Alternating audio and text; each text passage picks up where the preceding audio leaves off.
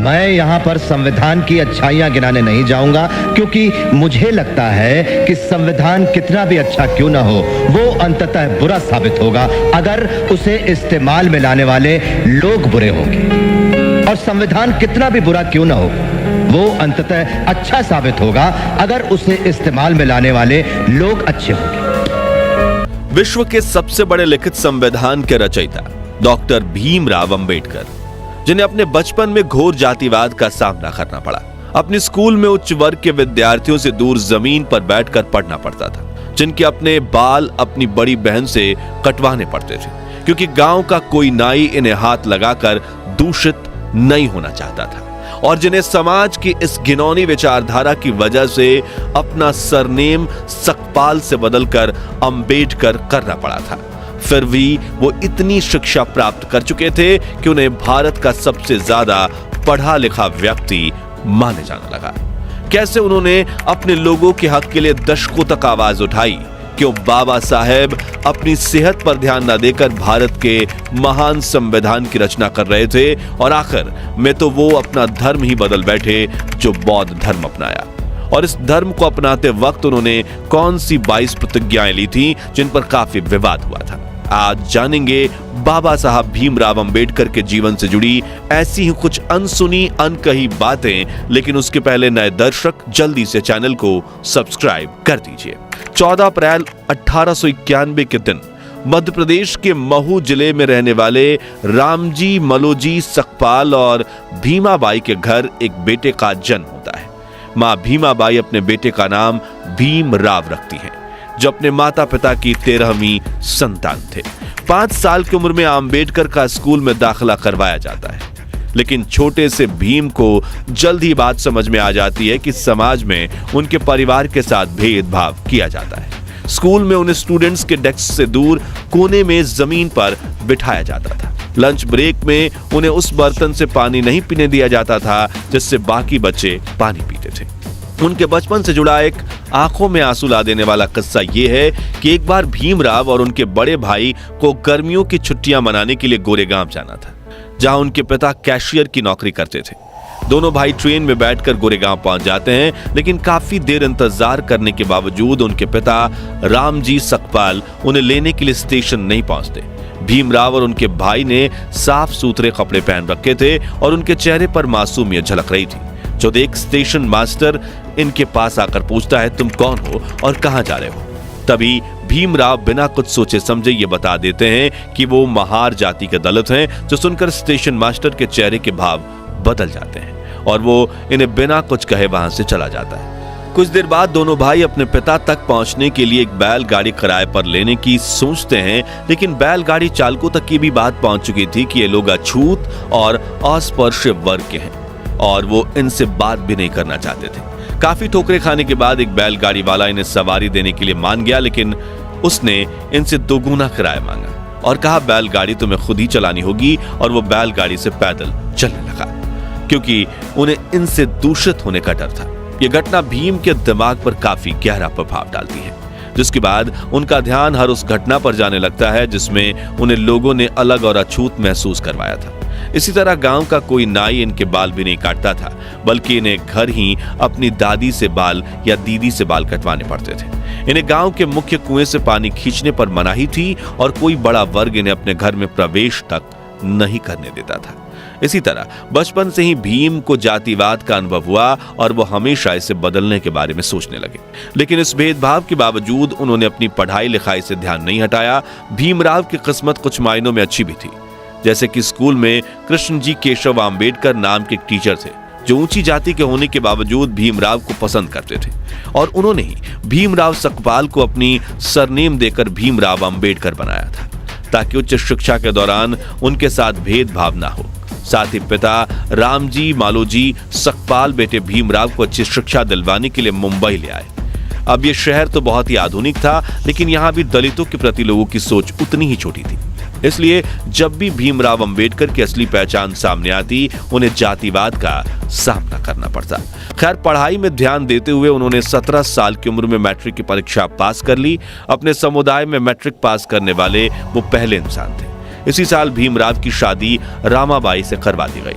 मगर शादी के बाद भी भीम ने पढ़ाई जारी रखी और अगली इंटरमीडिएट परीक्षा डिस्टिंक्शन के साथ पास की। लेकिन अब उन्हें आगे पढ़ने के लिए उनके पिता के पास पैसे नहीं थे। लेकिन वो कहते हैं ना, जहां चाह होती है वहां राह होती है।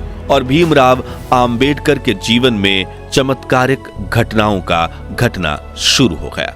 आपको बता दें कि जब बड़ोदरा के महाराज ने उन्हें पढ़ने के लिए स्कॉलरशिप दी, जिससे उन्होंने न सिर्फ बीए की पढ़ाई पूरी की बल्कि 1913 में उन्होंने अमेरिका जाकर यूनिवर्सिटी ऑफ कोलंबिया से मास्टर्स में दाखिला लिया। 2 साल में उन्होंने एमए की पढ़ाई पूरी की और अगले ही साल अपनी पीएचडी थीसिस भी पूरी कर ली। जिसके बाद भीमराव लंदन चले गए, जहां उन्होंने London school of economics join किया। लेकिन स्कॉलरशिप पूरी हो जाने की वजह से वो अपनी पढ़ाई पूरी नहीं कर पाए और बड़ौदा वापस लौट आए, जहां उन्होंने सिविल ऑफिसर का पद हासिल कर लिया। लेकिन यहां भी जातिवाद ने उनका पीछा नहीं छोड़ा और भेदभाव के चलते उन्होंने नौकरी छोड़ दी। 1918 में भीमराव बॉम्बे के सिडेनहम कॉलेज में लेक्चरर बने। साथ ही उन्होंने दलितों की आवाज दुनिया तक पहुंचाने के लिए मराठी अखबार मुक नायक की भी शुरुआत की, क्योंकि अपने धर्म की वजह से वो इतनी ठोकरें खा चुके थे कि अब उन्हें समझ आ रहा था कि अब अपना हक पाने के लिए उन्हें आवाज उठानी पड़ेगी। इसी बीच कुछ समय लंदन जाकर उन्होंने वकालत में अपनी पढ़ाई पूरी कर ली थी। इस तरह वो अपने जमाने के भारत के संभवतः सबसे ज्यादा पढ़े लिखे व्यक्ति बन चुके थे। डॉक्टर भीमराव बाबा साहब अम्बेडकर को शुरू से ही पढ़ाई से काफी लगाव था, इसलिए उनके पास भारत की सबसे बड़ी पर्सनल लाइब्रेरी हुआ करती थी। मशहूर लेखक जॉन गुंथर अपनी किताब इनसाइड एशिया में लिखते हैं कि जब 1938 में मेरी राजगृह में अम्बेडकर से मुलाकात हुई थी, तब उनके पास 8000 किताबें थी और उनकी मृत्यु तक यह संख्या बढ़कर 35,000 तक पहुंच चुकी थी। डॉक्टर भीमराव अम्बेडकर के निकट सहयोगी रहे शंकरानंद शास्त्री भी अपनी किताब में लिखते हैं कि मैं 20 दिसंबर 1944 की दोपहर 1 बजे अम्बेडकर से मिलने उनके घर गया। उन्होंने मुझे अपने साथ जामा मस्जिद इलाके में चलने के लिए कहा, जो इन दोनों पुरानी किताबों को खरीदने का अड्डा हुआ करता था। जब हम वहां पहुंचे तो लोग उनके चारों तरफ इकट्ठा होने लगे, लेकिन इस भीड़ में भी उन्होंने विभिन्न विषयों पर तकरीबन 2 दर्जन किताबें खरीदी। यहाँ एक दिलचस्प बात यह है कि किताबों का इतना बड़ा संग्रह होने के बावजूद वो अपनी किताबें किसी को पढ़ने के लिए उधार नहीं देते थे। किताबें मांगने वाले व्यक्ति को वह मुंह पर कह देते थे कि अगर आपको किताबें पढ़नी है तो मेरे पुस्तकालय में आइए। किताबों के प्रति उनकी भक्ति इस हद तक थी कि वो जैसे ही घर पहुंचते अपने पुस्तकालय में चले जाते। उनके पास कपड़े बदलने का समय तक नहीं होता था, फिर वो एक पुस्तक चुनकर पढ़ने बैठते थे। उनके अनुयायी बताते हैं कि रात में अम्बेडकर अपनी पढ़ाई में इतना खो जाते थे कि उन्हें बाहरी दुनिया का कोई ध्यान नहीं रहता था। अम्बेडकर जी अपने स्टूडेंट्स से कहते थे कि तुम्हारे पैरों में जूते भले ना हो, लेकिन तुम्हारे हाथों में किताब अवश्य होनी चाहिए। खैर, बाबा साहब अम्बेडकर की लाइफ जर्नी पर वापस आए तो वर्ष 1924 में उन्होंने बहिष्कृत हिताकरणी सभा के नाम से एक एसोसिएशन की शुरुआत की, जिसका काम दलित विद्यार्थियों के लिए हॉस्टल, स्कूल और मुफ्त लाइब्रेरी स्थापित करना था। साथ ही वो कई सभाओं में हिस्सा लेकर दलितों की समानता को लेकर सवाल उठाने लगे। फिर चाहे 1972 का महार सत्याग्रह हो, गोलमेज सम्मेलन हो या फिर संविधान सभा में दलित अधिकारियों के लिए आवाज उठाना हो। इस बीच उन्होंने ये बात नोटिस करी कि महार जाति जिस हिंदू धर्म को मानती है, उसी धर्म की बाकी जातियां उनके साथ अछूत व्यवहार करती है। इसलिए उन्होंने 13 अक्टूबर 1935 के दिन नासिक में आयोजित एक सभा में उन्होंने ये घोषणा की कि वो हिंदू धर्म छोड़ने का फैसला ले चुके हैं।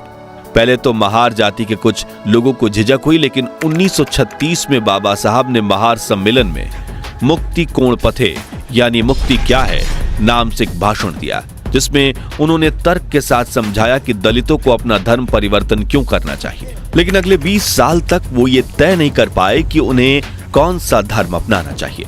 शुरुआत में बाबा साहब का झुकाव इस्लाम धर्म की ओर था, फिर उन्हें आर्य समाज और सिख धर्म अपनाने का भी सुझाव दिया गया, जिसके बाद उन्होंने ईसाई धर्म के इतिहास को समझने की कोशिश की और दुनिया के कई धर्म तलाशे। लेकिन फिर 1955 में उन्होंने बौद्ध धर्म अपनाने का फैसला लिया। लेकिन उन्होंने बौद्ध धर्म ही क्यों चुना?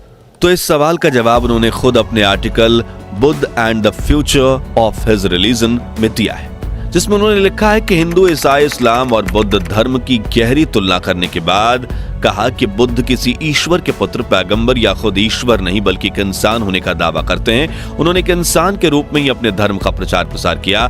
साथ ही गौतम बुद्ध ने कभी भी चमत्कार या अलौकिक शक्ति का दावा नहीं किया और इससे काफी ज्यादा वो प्रभावित हुए। इसके अलावा बौद्ध धर्म में बाबा साहब को बाकी धर्मों से ज्यादा तार्किकता और गलती करने की गुंजाइश भी दिखी।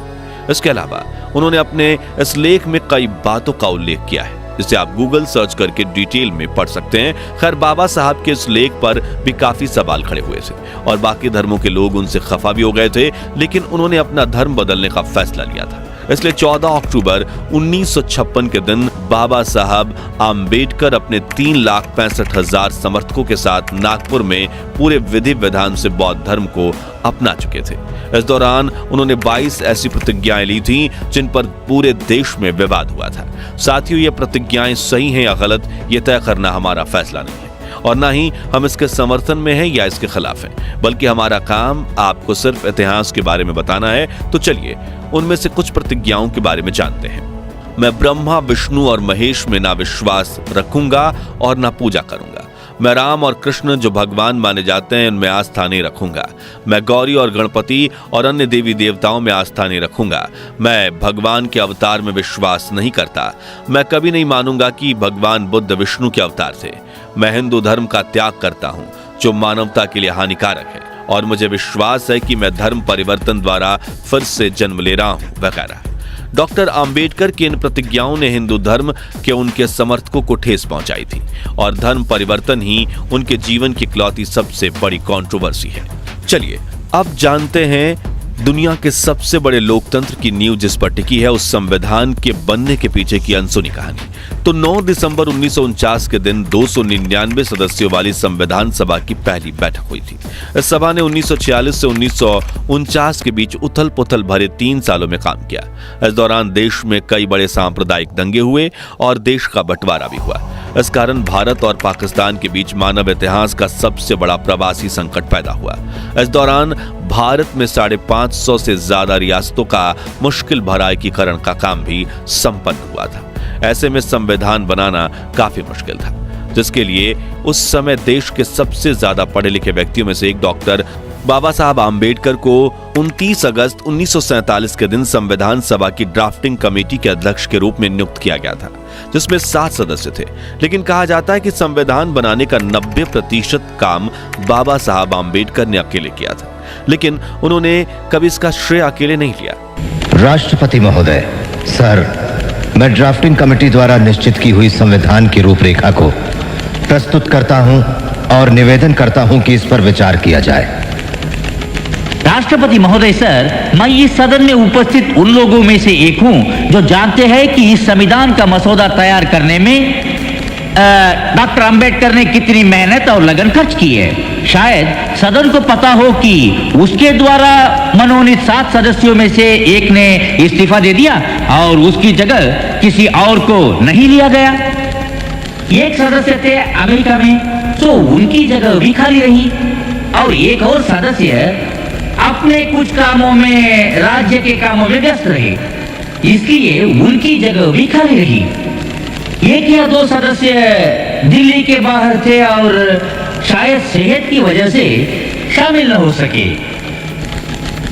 इसलिए आखिर में हुआ यूं कि मसौदा तैयार करने का सारा भार आ पड़ा डॉक्टर अंबेडकर पर और मुझे कोई शक नहीं कि हम सब उनके अनुग्रहित हैं। मुझे जो भी श्रेय दिया जा रहा है वो मेरे अकेले का नहीं है। इसका कुछ हिस्सा जाता है सर BN राव को, जो कि हमारी इस सभा के संवैधानिक सलाहकार हैं, जिन्होंने ड्राफ्टिंग कमेटी के विचार करने के लिए संविधान का कच्चा मसौदा तैयार किया। इस श्रेय का कुछ हिस्सा उस ड्राफ्टिंग कमेटी के सदस्यों को भी जाना चाहिए। लेखक अशोक गोपाल के हाल ही में डॉक्टर अंबेडकर की जीवनी पर लिखी एक किताब, जिसमें उन्होंने बताया कि डॉक्टर अंबेडकर ने कैसे अपने खराब स्वास्थ्य से जूझते हुए तमाम मतभेदों को दूर करके दुनिया के सबसे बड़े संविधान में से एक को तैयार किया। इसके प्रारंभिक निर्माण के दौरान ही 2500 से ज्यादा संशोधन किए गए थे। बताया जाता है कि डायबिटीज और ब्लड प्रेशर से पीड़ित होने के बाद भी आम्बेडकर ने संविधान तैयार करने में काफी श्रम किया।